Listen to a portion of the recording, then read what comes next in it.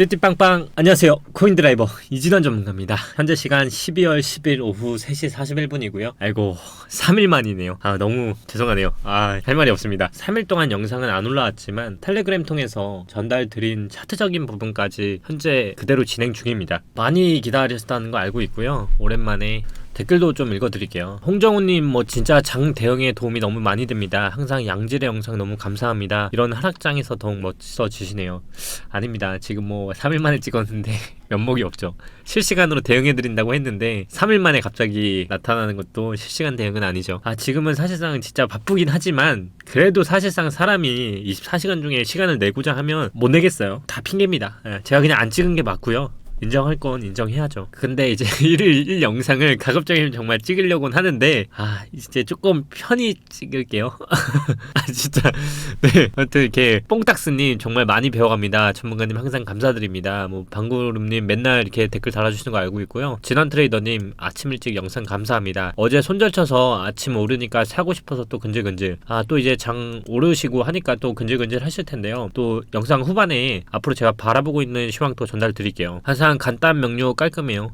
어떤 거 원하시는지 다 알고 있고요. K건님도 맨날 이렇게 남겨주시는 거 다 알고 있습니다. 많은 분들 기다리고 계신 거 늘 감사드리고요. 영상 시작하도록 하겠습니다. 일단 영상 시작하기 앞서 최근 이슈 중에서 여러분들의 불안한 투심을 잡을 수 있는 자료를 좀 준비했고요. 오늘의 제목은 이겁니다. 비트코인 이렇게 하락했는데도 불구하고 고래들은 사고 있다. 이렇게 이번에 대규모의 하락이 나왔는데요. 지난 영상 잠깐 복귀하자면 이 추세 심상치 않다. 이 추세가 무너지는 이 흐름상 나오는 흐름이 이거였고요. 또다시 흔드는 흐름으로 반등. 제가 이번 주는 그냥 버틴다는 흐름이 강하다 했죠. 저는 지금도 마찬가지입니다. 아직 이번 주에 속하기 때문에요. 오늘이 금요일자로 시작했을 때 13일 월요일까지는 저는 이때 나왔던 아래 꼬리가 달렸던 저점을 깰 것 같진 않아요. 근데 이런 기사들이 많습니다. 오늘 슬로건이 뭐예요? 고래들이 사고 있다 이거예요. 그 고래들이 누굴까요? 이 자료 한번 보실게요.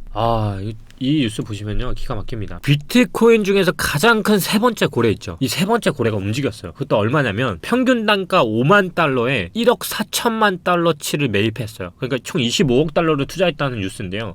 근데 이게 한국 원화로 얼마냐면 1650억을 이 평균 단가 5만 621달러의 가격으로 2700개의 BTC를 그냥 시장가로 들어갔어요. 근데 이것뿐만이 아니에요. 세 번째로 큰 고래가 움직인 것뿐만 아니라 지금 나오는 것처럼 지갑 주소로 다 확인할 수 있거든요. 근데 이 사람이 기관인지 거래소인지 아니면 진짜 워렌 버핏인지 아니면 누군지 몰라요. 만수리일 수도 있고요. 어디 있는 석유부자일 수도 있어요. 아무튼 누군가가 샀는데 코인이 뭐가 좋아요? 입출금 기록이 블록체인상 다 기록이 된다는 거예요. 그래서 제가 이 지갑 주소를 추적해보니까 진짜로 산 거예요. 그러니까 그런 거 있잖아. 단순히 기사를 터뜨려 놓고 샀는지 모르는 그런 찌라시가 아니라 추적을 해보니까 진짜였던 거예요. 진짜 샀네? 5만 달러에. 그럼 5만 달러가 어디 구간이냐면 지금 봐봐요. 여기 5만 달러면 지금 여기거든요. 여기가 지금 세 번째로 비트코인을 많이 산 고래가 여기서 지금 평균 단가에서 물려있는 거예요. 지금 48,000이니까 1600억 물려있으면 지금 마이너스 1%당 얼마씩 깎이는 거예요. 억씩 깎이는 거 억씩. 지금 고래도 두려워하고 있어. 지금 수면 위로 올라올지 아니면 숨을 쉬어야 하는지 말아야 하는지 두려워하지 않을까? 제가 그 세 번째 고래의 입장은 모르겠지만 마이너스 10억 100억씩 깎이면 나 멘탈 나갈 것 같은데 잠을 못 잘 것 같아요. 근데 제가 고래는 아니니까 요런 상태로 지금 고래가 숨을 들락날락 하고 있어요. 지금 고래니까 이제 한강 갈 일은 없잖아요. 바다니까 빠져 죽을 일은 없으니까. 그러니까 이제 고래가 이 정도인데 5만 달러에 샀다. 근데 그게 진짜다. 이게 지금 이슈로 계속 떠올리고 있어요. 근데 고래만 샀느냐? 그게 아니에요. 또 마이크로스트레티지 있죠. 이분도 샀어요. 지금 160억을. 그러니까 지금 기관들은 샀다는 게 진짜로 밝혀졌다는 게 지금 나오고 있는 건데, 제가 지난 차트를 이제부터 본격적으로 얘기를 해볼게요. 과연 그냥 뉴스는 뉴스다라고 치부를 할 건가? 근데 제가 일단 이 산의 높이를 제가 말을 하면서 하락에 대해서까지는 적중을 했어요. 근데 이제 그 다음 그림 그리고 현재 상태에서 어디로 갈지가 궁금하시잖아요. 근데 제가 뭐라고 했죠? 일단 이번 주는 이 꼬리가 나왔던 부분까지 월요일까지는 깰 거 갈 가능성이 제가 봤을 때 없다고 봤고요. 만약에 깬 가능성이 안 나오면 십자봉을 예상한다고 했어요. 그 와중에 비트가 이런 흐름을 보이면 알트들이 일단 주봉상으로 지금과 같은 흐름이 나온다라고 바로 직전 영상에서 다뤘습니다. 그 후에 제가 영상이 뭐라고 했죠? 바로 저는 추세가 깨지지 않았고 상승으로 가는 길목이라고 본다고 했어요. 그럼 그게 지금이냐? 아닙니다. 저는 솔직히 말씀드리면 지금은 아니다. 근데 시간이 필요한 단계라고 지금 생각을 하고 있는 거예요. 그 시간이 언제까지냐면 일단은 12월은 아니라고 생각을 합니다. 12월이 왜 아니라고 생각을 하냐면 시간상으로도 그렇고요. 일단은 추세는 분명히 깨졌어요. 이렇게 보면. 근데 아직까지는 아래 꼬리가 달렸을 뿐이지 산의 높이상으로 추세가 유지를 하고 있지만 저는 이 추세를 깨는 방법이 지금 현재의 상태로 봤을 때는 여기 나왔던 박스권을 돌파하는 데만 해도 12월의 시간을 다 보낼 거라 생각을 하고요. 진짜 저점이라고 생각하는 곳은 내년 1월에서 2월 사이에 나오지 않을까 하는 게 제 생각이에요. 너가 뭔데 그런 장담을 하느냐? 장담을 하는 건 아니에요. 그냥 단순히 저는 월봉과 연봉의 시간을 보는 거예요. 생각을 해볼게요. 지금 우리가 12월 10일이야. 앞으로는 D-Day 20일이 남았어요. 그게 올해거든요. 올해 2021년이 앞으로 20일밖에 남지 않은 거예요. 근데 우리 22년이 되면 1월 1일자로 뭐가 생기죠? 월봉과 동시에 1년봉이 생겨요. 근데 이걸 보는 사람들은 아무도 없단 말이에요. 1년봉이 생기는데 이것만 봤을 때 월봉은 20일이 남았고 이제 1년봉이 시작되는 건 365일이 이제 카운트다운이 들어갈 거 아니에요. 그러면 1년봉이라는 것도 이 봉이 끝났을 때 딱 생기는 게 월봉이기도 하지만 월봉도 시가가 생길 거 아니에요.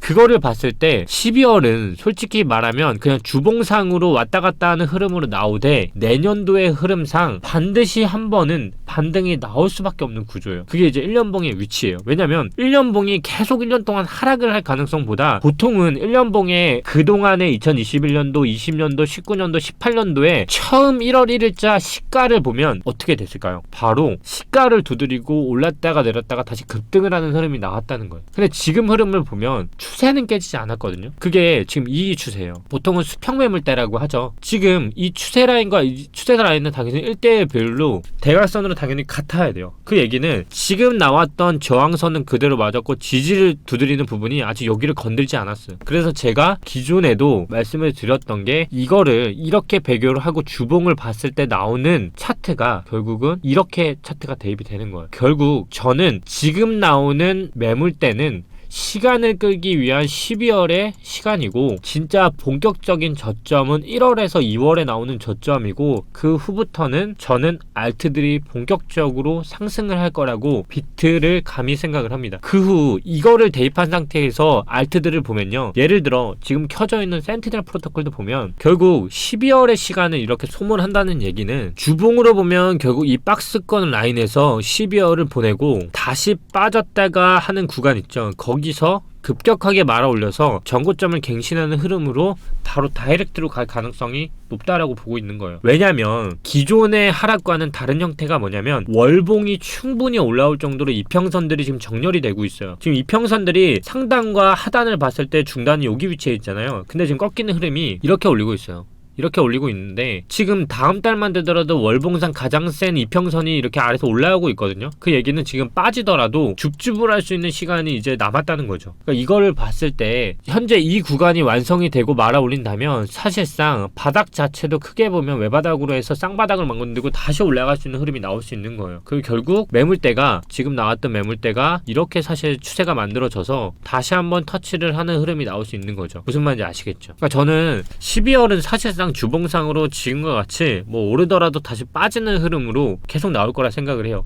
그러다 보니까 지금과 같이 원화에서도 전일 대비 코인들을 보면 리스크도 한번 볼게요. 리스크 주봉 볼게요. 급등을 하다가도 제가 아래꼬리로 이렇게 단다 했죠. 윗꼬리 아래꼬리를 다투는 십자봉의 흐름이 나온다. 다른 코인도 마찬가지죠. 다 이렇게 빠지는 흐름으로 나온다. 하지만 이런 코인이 월요일에 나오면 제가 뭐라 했죠? 바로 리스크를 볼게요. 리스크가 이렇게 양봉으로 띄운다. 그러면 다음 주에 오히려 이걸 잡아먹는 양봉이 이렇게 나올 수 있어요. 이제 저가가 짧아지니까. 왜냐면 이평선이 또 올라오니까 이렇게 무조건 오른다가 아니라 손절선이 생기잖아. 3198원이지만 이렇게 십자봉으로 끊으면 다음 주에 이렇게 급등을 해서 이렇게 잡아먹는 양봉이 나올 수 있어요. 그러면 다시 주봉상으로 이렇게 시간을 소화하는 흐름으로 흘러서 차트적으로는 시간만 소화하고 매물대는 매물대로 매집을 하는 흐름이 계속 나오는 건데 이런 흐름들이 과거 패턴에서 계속 나왔다는 거예요. 예를 들어 주봉 이오스 볼게요. 이오스 지금 보면 지금 그러면서 제가 이 상승 전에 윗꼬리 달고 내려갔다가 올리는 흐름 보여줬죠. 일봉 볼게요. 일봉으로는 저 흐름이 어떻게 나오냐면 바로 이렇게 나와요. 지금 보이죠? 딱 지금 나온 거. 십자봉으로 다 털고 다시 말아 올렸다가 다시 빠졌다가 다시 매집하고 다시 올렸어요. 굉장히 유사하죠. 이게 매집형 차트예요. 보면은 아래 꼬리 달죠. 근데 윗꼬리로 보면 박스권에서 계속 저점과 고점이 분산을 시키면서 털어요. 그러니까 이런 흐름들이 지금 굉장히 월봉상으로 나오고 있다는 거예요. 이때 이제 MACD나 이런 걸 보더라도 상승형 MACD란 말이에요. 근데 이거를 거꾸로 보더라도 MACD 지금 어때요? 바닥에서 올라가고 있어요. 이렇게. 그 얘기는 지금 시간적으로 걸릴 뿐이지 아직은 섣불리 판단하기는 힘들고, 이게 만약 정말 상승을 만드는 차트라면 어떤 개미도 탈 수 없게끔 올릴 거예요. 근데 이제 이오스를 제가 비교해 드렸는데 솔직히 저는 이오스가 좋다라고 생각한다고 말한 적이 지금까지 없어요. 왜냐면 중국계 코인이에요. 지금 시진핑이 뭐 하고 있죠? 지금 다 때려잡고 있어요. 자국민뿐만 아니라 자국 기업, 뭐 그냥 절대 권력으로 가고 있잖아요. 저는 중국 코인들 지금 솔직히 그렇게 좋다고 생각 안 해요. 근데 그 중에서 이제 퀀텀이 있었던 건데, 퀀텀은 지금 반감기 후로 지금 어떻게 되고 있죠? 다시 곤두박질 치고 있지만 퀀텀은 제가 어디까지 감안을 하라 했어요? 다시 빠지는 거 흐름 감안하라 했죠. 그러니까 지금 다시 빠졌어요. 그러니까 지금 제가 봤을 때 퀀텀은 질문이 많으시잖아요. 12월 퀀텀 반감기까지 고려했을 때 제가 그래서 두 가지로 나눠놨던 건데, 요번이 마지막이에요. 퀀텀은 반감기 이후와 반감기 전에 터는 흐름이 있는데, 이후까지 고려하시는 분은 비트코인도 반감기가 지난 후에 상승을 한 게 아니라 내려갔다가 다시 올라왔거든요. 퀀텀도 마찬가지예요. 반감기 이후에 다시 떨어질 때는 이제 샀던 것까지 다시 빠질 수 있는데, 이후에 다시 상승을 하는 흐름이 비트코인이든 반감기 코인이든 후에 나오는 후행성 작업들이에요. 이해하셨죠? 그러니까 지금 내가 사고 싶은 위치를 봤을 때 어디까지 감안을 하느냐예요. 지금 보면은 저항을 맞았던 흐름들이 다 이 라인이거든요. 그러다 보니까 여기서 또 밀렸는데, 이걸 다시 1대1 추산으로 보면 여기서 또 걸쳐 있잖아요. 근데 우리가 비트코인을 비교하면 여기서 다시 12월을 보내고 마지막 저점하고 다시 슈팅할 가능성을 열어두는 게 최종적으로는 봐야 할 거다. 무슨 말인지 아시겠죠? 전체적으로 지금은 어떤 전략을 짜느냐가 중요한 구간이지, 어떤 코인을 가지고 어떻게 다시 한번 한다고 섣불리 판단하기에는 굉장히 위험한 위치인 거예요. 그러니까 여러분들도 일단은 주봉상의 시간과 월봉상의 시간을 이해하신 다음에, 그리고 아까 제가 물리신 분들을 위해서 처음에 도입했던 것처럼 우리 세 번째 고래가 뿐만 아니라 기관들이 지금 사시는 분도 있다는 건 증명이 돼 있다. 근데 단순히 이진환 전문가님 말을 돌이켜보면 주봉상으로 그럼 한 번 더 저점이 나올 수 있다는 건데, 그 악재는 뭐라고 생각을 하실까요? 하면 물어본다면 저는 테이퍼링의 가능성이 굉장히 높아요. 테이퍼링 아니면 그 외부적인 요인들이 많죠. 뭐 예를 들어 지금 뭐가 있죠? 일단 코로나 이후에 또 한 번 오미크론이 터졌어요. 당연히 뭐 코로나 때도 급격하게 하락을 하고 쭉 갔듯이 지금 오미크론 이슈도 워낙 있고요. 또 중국발 악재 뭐가 있죠?